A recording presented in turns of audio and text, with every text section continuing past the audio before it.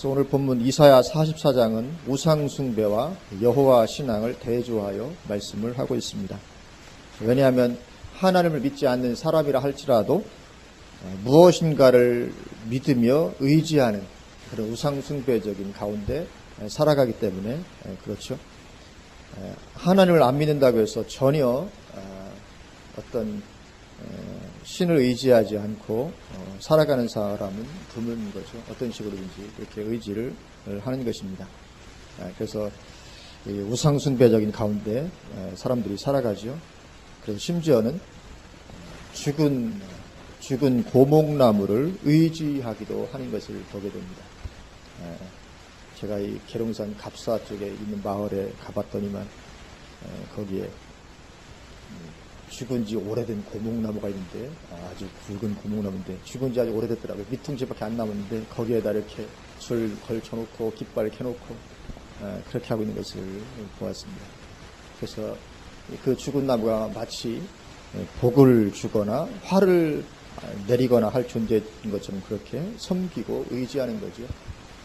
아니 그 고목나무가 뭐라고 거기를 이렇게 섬기고 그 나무가 뭐 섬기면 복을 준다든지 섬기지 않으면 화를 주는 것처럼 화를 내릴 것처럼 그렇게 참 어리석은 요즘 같은 이런 세상에도 그런 미신 같은 우상숭배가 사라지지 않고 있는 것을 보게 됩니다.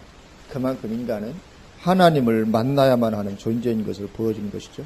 그래서 세상에는 많은 종류의 종교들이 있습니다. 그래서 어떤 사람은 자기는 아무 신도 믿지 않는다고 말할지라도 무엇인가를 대단히 의지하죠. 예를 들면 돈을 의지하든지 합니다. 그래서 돈이 내 인생을 지켜줄 거라 생각하면서 의지하면 그것은 일종의 우상숭배인 것이죠. 돈이 내 인생을 지켜줄 것이다. 똑같이 우상이 어떤 것 내 인생을 지켜줄 것이다. 그것이 결국은 우상숭배, 일종의 우상숭배인 것이죠. 그래서 오늘 본문은 그러한 우상숭배에 비해서 여호와 신앙은 차원이 다른 것임을 말씀하고 있습니다. 왜냐하면 여호와 하나님 외에 그 어떤 것도 참신이 아니기 때문에 그렇죠. 참신이 아닌데 하나님처럼 그런 전능한 능력을 나타내거나 행한다는 것은 가능하지 않습니다. 그래서 그러한 우상들은 실제적으로는 어떠한 역사도 일으키지 못하고 그리고 내 인생도 도와줄 수가 없다. 그렇게 말씀하는 거죠. 당연한 것입니다. 그 우상들이 어떤 실제적인 역사 일으킬 수 없습니다. 인생을 도와줄 수도 없죠. 물론 거기에 귀신이 역사하겠지만 그러나 귀신은 절대로 그 숭배하는 인생을 그렇게 도와주거나 하지는 않습니다. 오직 여호와 하나님만이 실제적인 차원에서 역사하실 능력이 있으신 하나님이신 거죠. 그래서 오늘 본문 1절에서 5절까지에서도 하나님께서 이스라엘에게 이제 앞으로 실제적으로 이루어질 일을 말씀하고 계십니다. 앞으로 너희들에게 이런 일들을 내가 이루어 주겠다 예언하시는 것이죠. 예언하시고 그것이 실제로 이루어지고 성취되어지는 것을 보여주시는 것이죠. 그래서 하나님만이 그럴 만한 충분한 능력을 가지신 분이시라는 것을 나타내시고자 하는 것입니다. 1절부터 보면 나의 종 야곱 내가 택한 이스라엘아 이제 들으라. 너를 만들고 너를 모태에서부터 지어낸 너를 도와줄 여호와가 이같이 말하노라. 나의 종 야곱 내가 택한 여호수로나 두려워하지 말라. 서두가 굉장히 길죠. 그냥 이스라엘아 들으라 그렇게 하시면 될 텐데 굉장히 서두가 깁니다. 나의 종 야곱 내가 택한 이스라엘 내가 너를 지었지 않냐. 나의 종 야곱 내가 택한 여호수는 굉장히 수식어가 많습니다. 이것은 그만큼 이스라엘에게 확신을 갖도록 하시기 위해서 그러는 거죠. 왜냐하면 지금 이 본문의 배경이 하나님을 떠나 살다 망해서 바벨론의 포로로 붙잡혀간 때를 배경으로 하고 있기 때문에 이스라엘에게는 하나님께서 그러한 자기들을 용서하시고 받아주실 거라는 이 확신을 갖는 것이 한편으로 필요했지요. 그러니까 하나님께서 그냥 이스라엘아 그렇게 말씀하지 않고 이스라엘 나의 종 나의 택한 너희들아 여수로나 애칭으로도 부르시고 계속 그렇게 하시면서 그런 어떤 하나님께서 그들을 받으실 것이라 이런 확신을 더욱더 가질 수 있도록 그렇게 하고 있는 것을 보게 됩니다. 3절 나는 목마른 자에게 물을 주며 마른 땅에 시내가 흐르게 하며 나의 영을 내 자손에게 나의 복을 내 후손에게 부어주리니 앞으로 해주겠다는 약속입니다. 이제 예언의 말씀이죠. 그리고 이것을 실제적으로 성취하시는 하나님이신 것을 보여주는 것입니다. 여기 보면 성령 부어주심에 대한 그런 표현이죠. 나의 영을 내 자손에게 나의 복을 내 후손에게 부어주겠다. 성령을 부어주겠다. 목마른 자에게 물을 주시는, 이게 다 같은 말입니다. 나는 목마른 자에게 물을 주며 마른 땅에 신내가 흐르게 하며 나의 영을 내 자손에게 나의 복을 내 후손에게. 이 목마른 자에게 물을 주시는, 이걸 예수님도 똑같이 말씀하셨죠. 요한복음 7장 37절에서 39절에 명절 끝날 곧 큰 날에 예수께서 서서 외쳐 이르시되 누구든지 목마르거든 내게로 와서 마시라. 나를 믿는 자는 성경의 이름과 같이 그 배에서 생수의 강이 흘러나오리라 하시니 이는 그를 믿는 자들이 받을 성령을 가리켜 말씀하신 것이라. 그래서 이처럼 성령은 목말라 하는 자에게 부어주시죠. 하여튼 우리는 목이 말라야 됩니다. 목마른 자에게 물을 주며, 이 갈망, 하나님을 향한 이런 갈망이 우리 가운데 있어야 되죠. 그렇기 때문에 하나님에게 목말라 하는 자가 축복입니다. 우리는 항상 하나님에 대해서 목말라 해야 되죠. 그렇지 않고 나는 부요하여 부족함이 없다.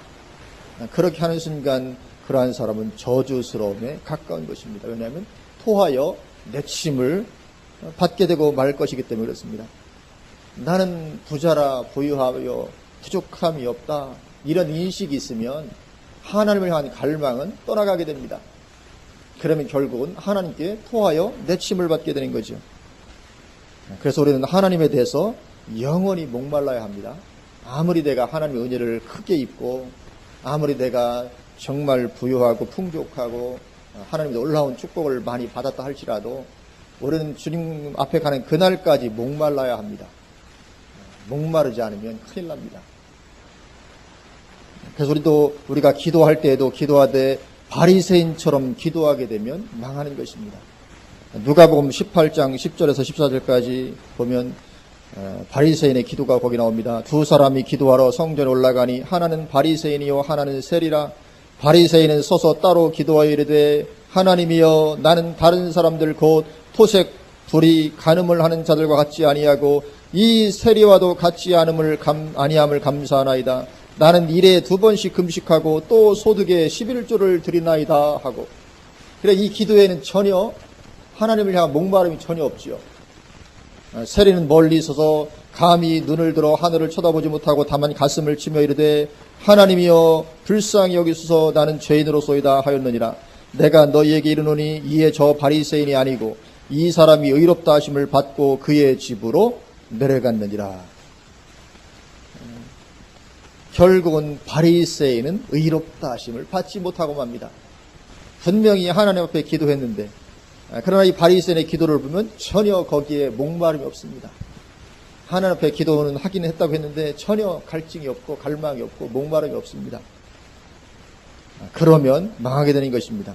우리는 영원히 하나님께 목마른 자리에 있어야 되는 것이죠. 그렇지 아니하고 이 정도면 되었다고 여기는 순간 하나님을 갈망하는 마음은 떠나가게 되고 그러면 우리 신앙은 바리새인들처럼 부패해가기 시작합니다. 그래서 영원한 목마름이 주님 만나는 그날까지 우리에게는 계속해서 남아 있어야 되는 줄로 믿습니다. 그렇게 하나님께 갈망하는 사람들에게 성령을 부어주시는데 오늘 본문을 보면 당대 사람들에게가 아니라 후손들에게 부어주실 것이라고 말씀하죠. 3절 보면 나의 영을 내 자손에게 나의 복을 내 후손에게 부어주리니 당대 사람이 아니라 후손에게 부어줄 것을 말씀합니다. 그러니까 이 바벨론 포로로 붙잡혀가 있는 그들의 때에 부어주시는 것이 아니고 이것은 예수님 십자가 사건 후에 부어주실 일이기 때문에 그렇게 후손들에게 부어줄 것을 말씀하죠. 그래서 그렇게 성령 부어주실 걸 약속해 주시고 그리고 만약에 그렇게 말씀하신 대로 성령이 부어지게 되면 이제 이스라엘은 모든 민족 가운데에서 두드러지게 되는 것이죠. 4절입니다. 그들이 풀 가운데에서 솟아나기를 시냇가에 버들같이 할 것이라. 너의 후손들에게 내가 성령을 부어줄 것인데 그렇게 되면 그들이 풀 가운데서 솟아나기를. 풀 가운데서 솟아난다. 그러니까 이 풀이 뭘 상징하는 거겠습니까? 이건 모든 이방 민족을 상징하는 거죠. 전 세계 모든 민족을 풀로 지금 상징하고 있습니다. 그 풀 가운데서 솟아나게 될 것이다. 솟아나기를 시냇가에 버들같이 할 것이다. 그러니까 전 세계에서 가장 두드러지게 될 것이라 그렇게 말씀하고 있는 거죠. 성령이 부어지게 되면 그들이 이제 전 세계에서 가장 두드러지게 될 것이다. 그래서 이제는 많은 이방인들이 여호와 신앙을 고백하게 되죠. 5절입니다. 한 사람은 이르기를 나는 여호와께 속하였다 할 것이며 또 한 사람은 야곱의 이름으로 자기를 부를 것이며 또 다른 사람은 자기가 여호와께 속하였음을 그의 손으로 기록하고 이스라엘의 이름으로 존귀히 여김을 받으리라. 여기 나오는 이 사람은 이방인을 당연히 가리키는 거죠. 이방인. 이제 이방인들이 그렇게 여호와께 속하였다고 하고 이렇게 하나님께로 돌아오는 거죠. 그래서 장차 이제 성령이 부어지게 되면 많은 이방인들이 여호와 하나님을 믿고 신앙을 고백하게 될 것이다. 그것을 말씀하는 것입니다. 그래서 이제 이스라엘 민족에게 주셨던 하나님의 언약이 이스라엘 민족의 경계를 넘어 확장되고 있는 것을 보여주는 것이죠. 그래서 그렇게 이방인들이 신앙을 고백함으로 이스라엘의 언약 안으로 들어오게 되는 것입니다. 이제 이스라엘 언약 경계를 넘어서서 이제 확장되기 때문에. 그래서 이제 성령이 부어진 후에는 언약이 그렇게 혈통적인 차원에서 영적인 차원으로 확장이 되게 되는 것이죠. 그전에는 구약시대는 혈통적인 차원에 머물러 있었다면 이제 영적인 차원으로 이제 주님을 고백하는 자들, 그들에게까지 이렇게 언약이 확장이 되는 것이죠. 그리고 우리는 지금 이 예언이 글자 그대로 성취되었다는 것을 우리는 이미 알고 있습니다. 이미 이것은 성취되었죠. 이 바벨론 포로들에게 예언했는데 이것이 오순절 날에 그대로 성령이 부어지는 일이 있었고, 그리고 그 후로 지금까지 여호와 신앙이 이제 전 세계에서 가장 두드러지게 되도록 확장된 것이죠. 지금 우리 기독교 신앙이 전 세계에서 가장 두드러져 있잖아요. 가장 두드러지게 된 것이죠. 그래서 우리는 이 예언의 성취를 직접 경험하고 있는 것입니다. 그래서 여기서 하나님께서 말씀하기를 원하셨던 것은 그만큼 하나님은 실제적인 분이시라, 그것을 말씀하고 싶은 거죠. 우상들과는 달리 하나님은 그렇게 실제적인 하나님이다. 말씀을 하시고 그 말씀을 그대로 이루시고 성취하시는 분이시다. 참 능력의 하나님이시라, 그것을 강조하는 것입니다. 그래서 6절부터 8절까지에서도 그러한 하나님이 나 외에 어디가 있느냐, 그렇게 반문하시는 것이죠. 6절 이스라엘의 왕인 여호와, 이스라엘의 구원자인 만군의 여호와가 이같이 말하노라. 나는 처음이요 나는 마지막이라. 나 외에 다른 신이 없느니라. 하나님 이것을 강조하기를 원하시는 거죠. 나 외에 다른 신 없다. 그래서 이것은 우리에게도 분명한 신앙 고백이 되어야 될 줄로 믿습니다. 7절 내가 영원한 백성을 세운 이후로, 이렇게 나 외에 다른 신이 없다 이거라니까 갑자기 생각나는 게 하나 있어요. 이 WC 저번에 부산총회 어떤 분이 그런 글을 인터넷에 올렸더라고요. WC 부산총회에 이렇게 불교인도 초청하고 무속인도 초청하고 다 초청했으면서 왜 신천지는 초청 안 했냐. 당연히 신천지도 그럼 초청을 해야지. 종교 통합에 다 이렇게 타종교 간 대화를 하면 아니 신천지가 그 무속인이나 불교인보다 더 못한 적이냐. 듣고 보니까 그럼 신천지도 당연히 초청을 했어야 되지 왜 초청 안 했을까. 아마 신천지 초청했다가는 이제 그 욕을 먹을 것이 이제 두려운 거죠. 나 외에는 다른 신이 없는 줄로 믿습니다. 하나님 외에. 7절에 내가 영원한 백성을 세운 이후로 너처럼 외치며 알리며 나에게 설명할 자가 누구냐. 있거든 될 일과 장차 올 일을 그들에게 알릴지어다. 그러니까 될 일과 장차 올 일을 알리고 그대로 성취할 그 존재는 하나님 외에 어떤 이런 잡신들에게는 그런 능력이 없다, 그거죠. 있을 수가 없다는 것입니다. 그래서 이 무당들 장래일을 예언하지 못합니다. 무당이 장래일 예언은 가능하지 않습니다. 어떤 국가적인 예언을 한다. 그런 가능하지 않죠. 왜냐하면 하나님이 다 역사를 움직여 나가시는데 귀신이 어찌 감히 하나님께서 진행 나가시는 걸 알고 그걸 예언할 수 있겠습니까? 가능하지 않죠.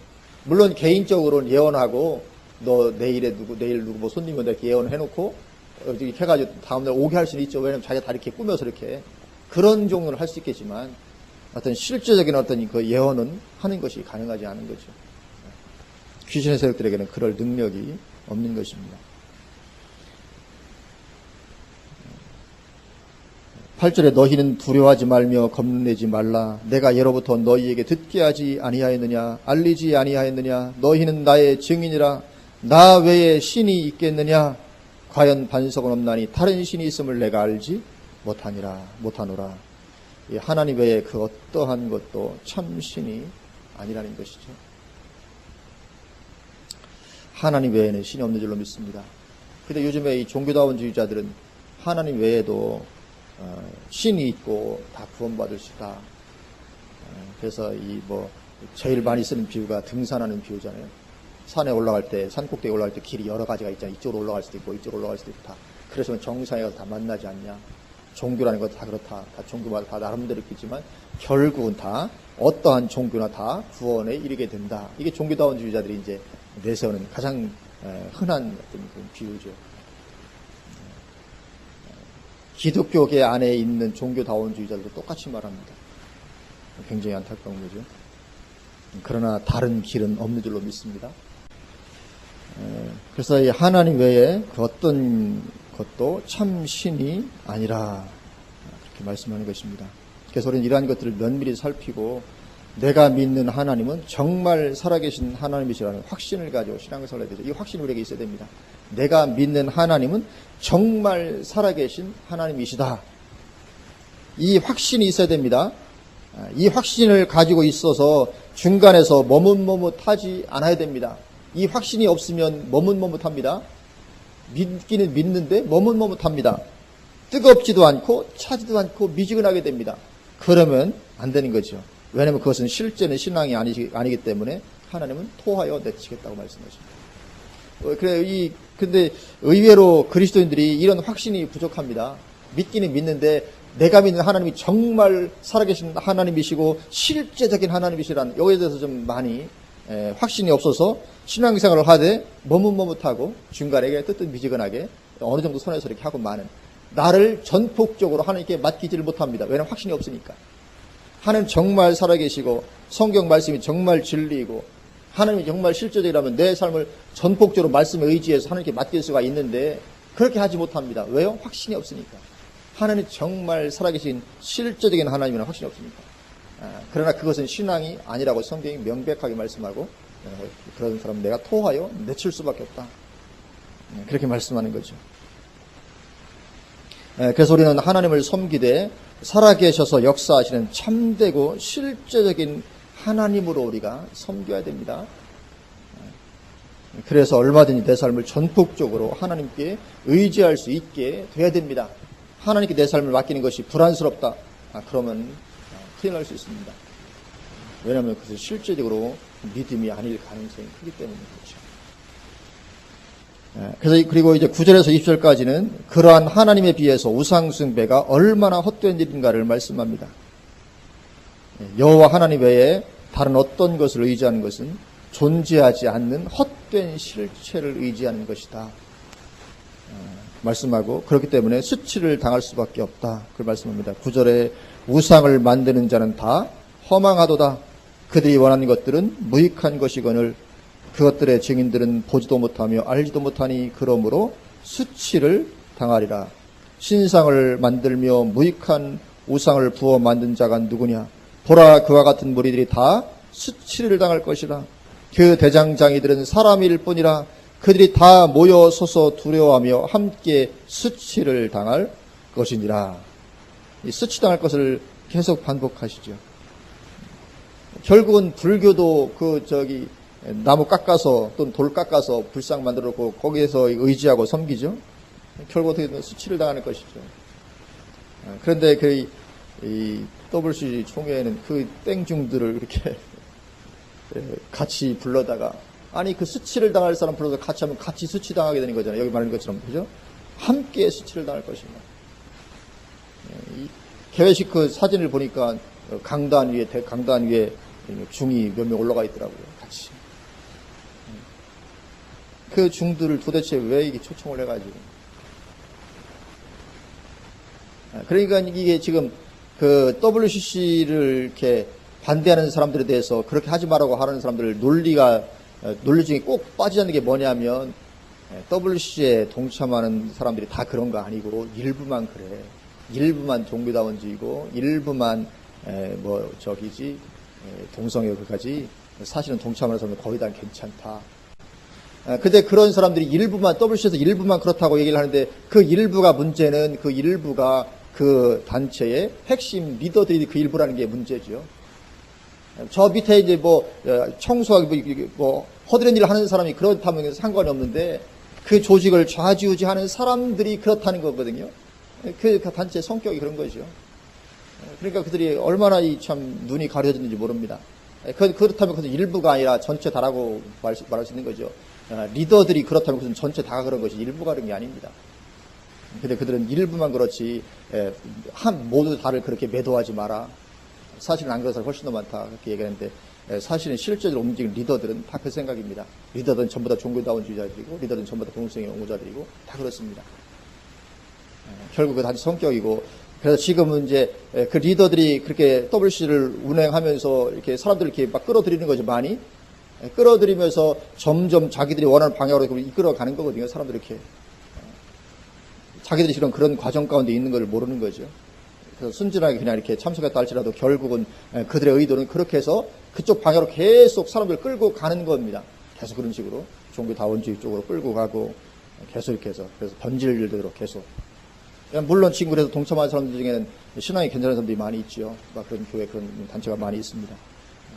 그래서 그들이 그걸 속여서 지금 계속 이렇게 미혹해서 끌고 가는 그런 과정 가운데 있는데 그것을 모르고 매도하지 마라. 지금 그렇게 하고 있는 거죠. 그러나 실제로 리더들의 색깔이 그러면 그렇게 되는 것입니다. 그래서 우상숭배는 처음에는 좋은 것 같을지 몰라도 결국은 이처럼 수치를 당하게 되고 마는 것입니다. 이건 제사를 열심히 지내는 집안도 마찬가지죠. 제사 열심히 지내서 망하지 않는 집안이 없습니다. 결국은 망할 수밖에 없습니다. 수치를 당할 수밖에 없습니다. 우상숭배 열심히 해서 망하지 않는 집안이 없습니다. 그럼에도 불구하고 인생들이 그것을 알지 못하고 그런 헛된 우상들을 섬기고 있자면 오늘 본문에도 보듯이 얼마나 안타깝습니까? 얼마나 한심합니까? 나무를 뽀개서 막 장작을 피우고 하더니 그 나무 가지고 깎아놓고 그걸 신이라고 하고 또 섬기고 그걸로 고기 꺼먹다가 나머지 가지고 또 신이라고 만들어 우상을 섬기고 얼마나 이게 한심한지 모릅니다. 그럼에도 불구하고 그런 헛된 행실을 하는 그 이유 마음이 가려지고 어두워져서 그렇게 하는 것이다. 18절부터 보면 그들이 알지도 못하고 깨닫지도 못하면 그들의 눈이 가려서 보지 못하며 그들의 마음이 어두워져서 깨닫지 못함이니라. 마음에 생각도 없고 지식도 없고 총명도 없습니다. 다 그렇게 돼버린 겁니다. 눈이 가려서 마음이 어두워져서 깨닫지 못하는 것입니다. 물론 이처럼 눈이 가려지게 만드는 장본인이 있죠. 고린도후서 4장 3절 4절을 보면 만일 우리의 복음이 가려졌으면 망하는 자들에게 가려진 것이라. 그 중에 이 세상의 신이 믿지 아니하는 자들의 마음을 혼미하게 하여 그리스도의 영광의 복음의 광채가 비치지 못하게 함이니 그리스도는 하나님의 형상이라. 이 세상의 신, 사탄의 세력이 믿지 않는 자들의 마음을 혼미하게 합니다. 마음을 혼미하게 해서 진리를 보지 못하게 하고 깨닫지 못하게 하고 미련하게 하고 그래서 우상을 숭배하게 하고 각양 종교를 이렇게 믿게 하고 그래서 그렇게 많은 사람들이 눈이 가려져서 하나님을 믿지 않고 우상 숭배를 하고 하는 그런 가운데 있는데 우리는 눈이 열려서 하나님을 믿게 됐잖아요. 얼마나 이것이 정말 영원한 축복을 우리가 받은 것인지 모르는 거죠. 정말 엄청난 축복을 우리가 받은 줄로 믿습니다. 반면에 우상 숭배하는 사람들이 맞이하게 될 결말이 얼마나 끔찍할지 얼마나 끔찍하겠습니까? 그래서 우리는 지옥에 갈 만한 1%의 여지도 사실 우리는 없게 만들어야 됩니다. 1%라도 지옥에 갈 만한 어떤 그런 여지가 남아있으면 큰일 나죠. 그 1% 때문에 그거에 돼가지고 지옥에 가게 되면 1% 확률이라고 이게 불가능한 건 아니잖아요. 만약에 지옥에 가겠다. 그러면 그냥 영원토록 고통인 거죠. 비참한 것입니다. 끔찍한 거죠. 그래서 오늘 본문은 그처럼 헛된 것일 뿐인 우상숭배에 비해서 여호와 신앙만이 실제적이고 참된 신앙이 될 수 있는 것임을 말씀하고 있습니다. 그 실제적인 하나님이 이스라엘을 지으셨고 구속하셨다는 거죠. 그래서 실제적인 은혜를 입었다는 것입니다. 그래서 오늘 보면서 이 실제성을 많이 강조를 하고 계시는 거죠.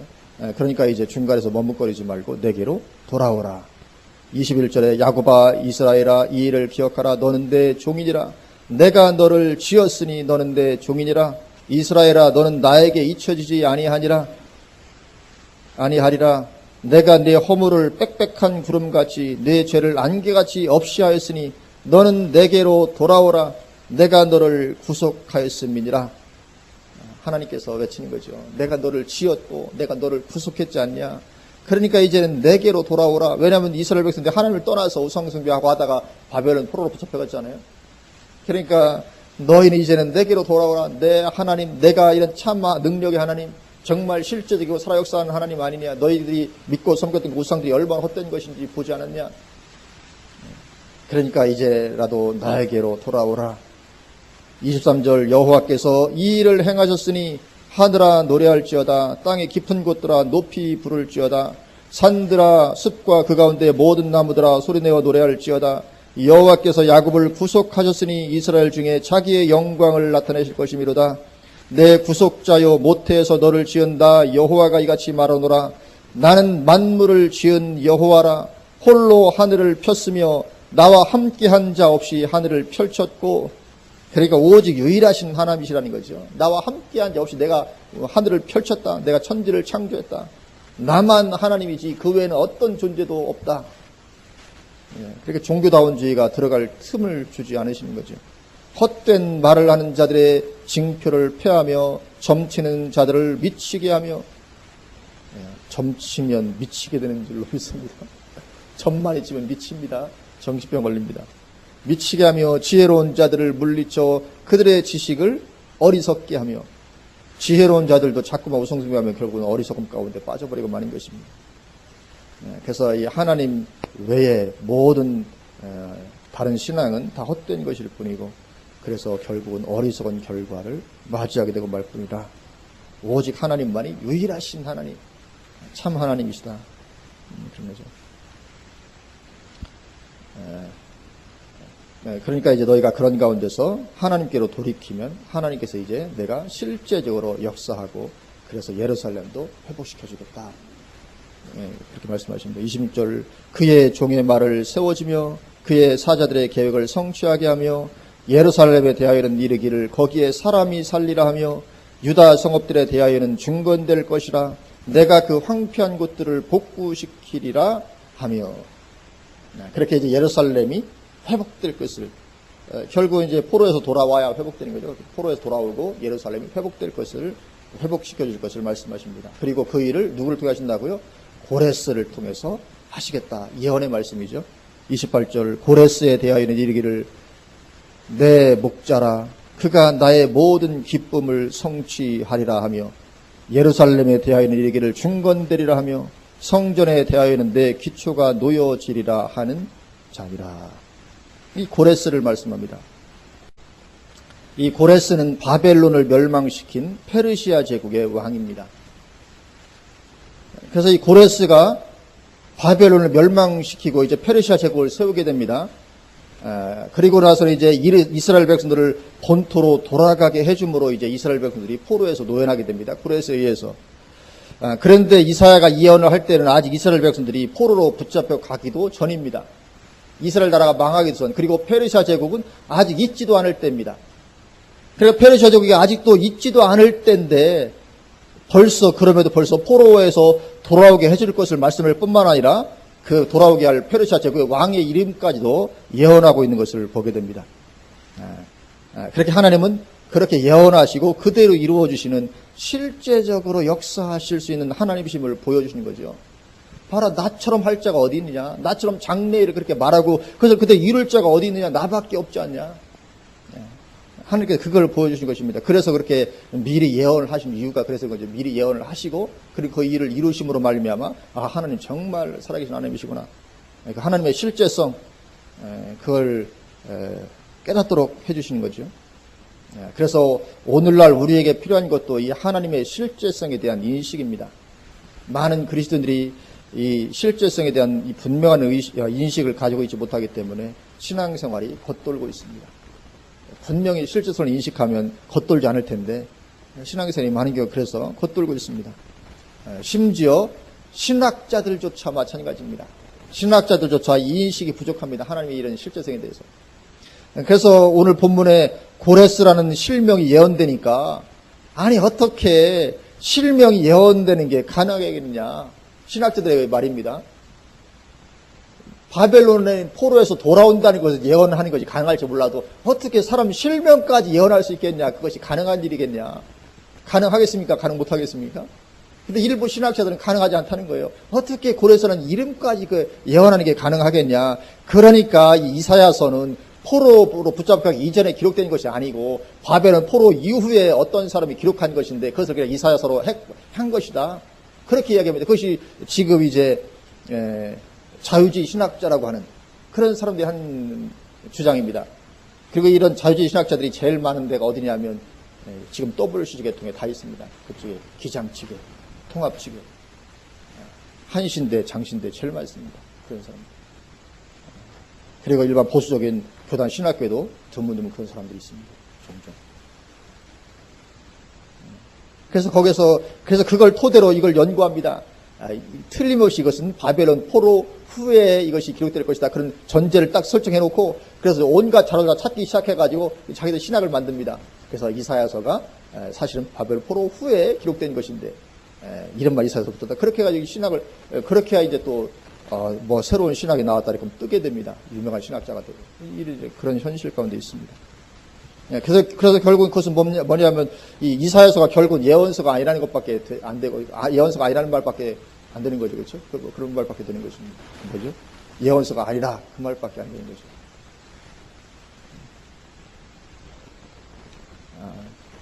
참 그러니까 하나님에 대해서 아니 하나님이 실명을 어떻게 예언을 못할 수 있습니까? 당연히 할 수 있는 거죠. 근데 신학자들이라는 사람들조차 그런 하나님의 절대성, 하나님의 실제성 다 버려버리고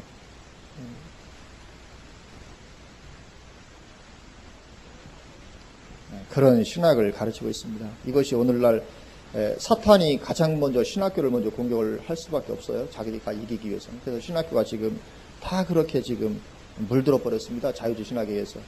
보수적인 교단 신학교들도 굉장히 많이 물들어 있습니다. 이 자유주의 신학에 의해서. 그래서 창세기도 뭐 여러 가지 같은 뭐 성경에 오류가 없다. 그것을 그들은 받아들이지 않습니다. 굉장히 안타까운 거죠. 그러나 우리는 성경을 통해서 하나님의 실제성을 의심할 수 없다는 것을 분명히 깨닫게 됩니다. 왜냐하면 너무나도 놀랍게 성취되었기 때문에 그렇습니다. 오늘 본문 3절만 하더라도 이 성령 부어지겠다 이 말씀 오순절날 성취된 것을 우리는 명백히 알고 있죠. 그죠? 그리고 어떠한 신학자도 자유주의 신학자도 이사야서가 오순절 이후에 기록된 것이라고 우기는 신학자는 없습니다. 바벨론 포로 후에 기록됐다고 우기지 더 쫙 끌고 와서 오순절 후에 기록됐다 그렇게 우기는 신학자는 없습니다. 왜냐하면 이것이 예수님 오시기 전에 이미 이사야서가 있었다는 것은 이건 뭐 이미 뭐 부인할 수 없는 역사적 사실입니다. 그래서 이 자유주의 신학자들조차도 이 이사야서는 예수님 오시기 전에 기록된 것이라고 다 받아들입니다.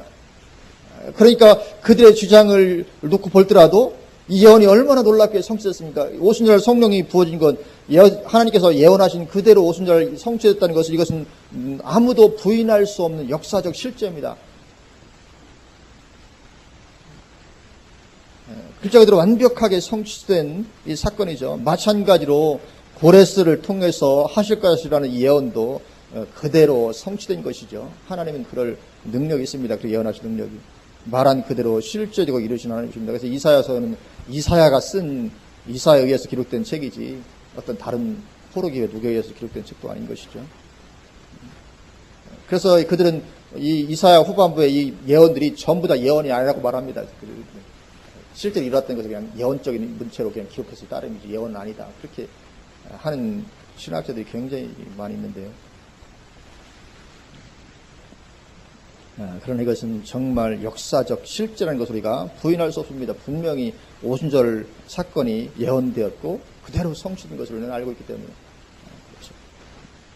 그처럼 하나님은 얼마나 실제적인 하나님이신지 모르는 것입니다. 하나님 그것을 강조하시는 거죠. 우상과 달리 나 여호와 하나님은 실제적인 하나님이다. 말한 그대로 장래일을 말하고 그리고 그 말을 그대로 성취하는 그런 하나님이라. 그렇기 때문에 우리 신앙은 실제적이 되어야 되는 거죠.